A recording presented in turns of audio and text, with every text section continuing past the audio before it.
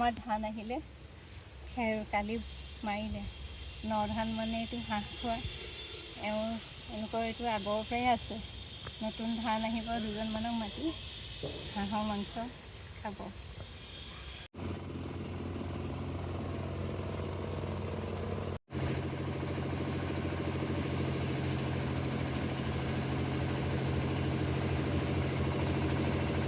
দিনকেইটা বৰ ভাল লাগে, পথাৰটো দেখিবলৈ ইমান ভাল লাগে, ন ধানৰ ৰূপটো। আজি গোসাঁই ঘৰত ন দিম বুলি ভাবিছোঁ। সেয়া চাউল ধুই থৈছোঁ, এয়া কাজু লৈছোঁ, এয়া খিচমিচ তিয়াই থৈছোঁ। নটো দিয়াৰ পিছতে এসাঁজ লগে ভাগে খাম বুলি ভাবিছোঁ। আৰু এই কাঠি গৰম হ'ল,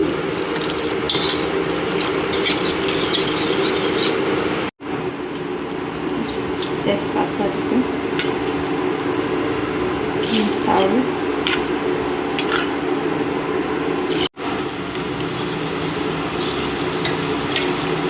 এয়া কাজুখিনি লগতে দি দিছোঁ। খিচমিচখিনি দেৰিকৈ যিহেতু খিচমিচে ফাটি যাবও পাৰে।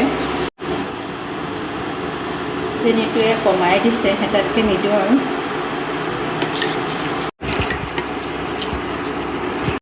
খিচমিচ দিছোঁ,